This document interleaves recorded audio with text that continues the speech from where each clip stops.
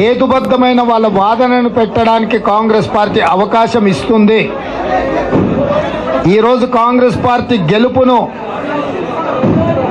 కల్వకుంట్ల తారక రామారావు గారు అభినందించారు. వారిని స్వాగతిస్తున్నా. ప్రజలిచ్చిన తీర్పుకు తల వంచి కొత్త ప్రభుత్వం ఏర్పాటు చేయడానికి సంపూర్ణంగా ప్రతిపక్షము సహకరించి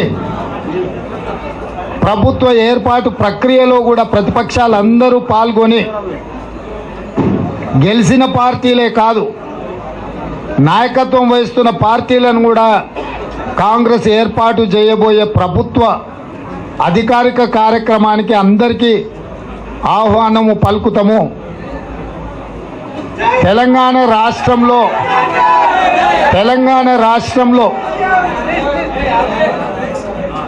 ప్రజల యొక్క హక్కులను కాపాడడానికి, పౌర హక్కులను నిలబెట్టడానికి కాంగ్రెస్ పార్టీ సంపూర్ణంగా ప్రయత్నం చేస్తుంది. ఇదే కాకుండా తెలంగాణ ప్రజలకు ఇచ్చిన 6 గ్యారంటీలు, మిగతా ఏవైతే రాహుల్ గాంధీ గారు చట్టబద్ధత కల్పిస్తామన్నారో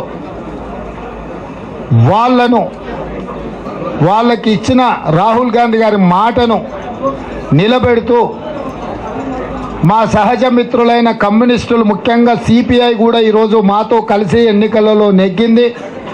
ఎన్నికల్లో కలిసి పోటీ చేయకపోయినా సిపిఎం పార్టీని కూడా పరిగణలోకి తీసుకుంటాం.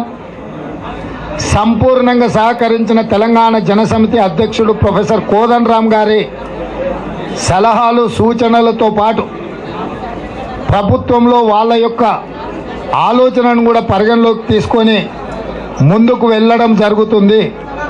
ఏది ఏమైనా బీఆర్ఎస్ పార్టీకి నా సూచన, ప్రజలు ఒక విస్పష్టమైన తీర్పు ఇచ్చిండ్రు.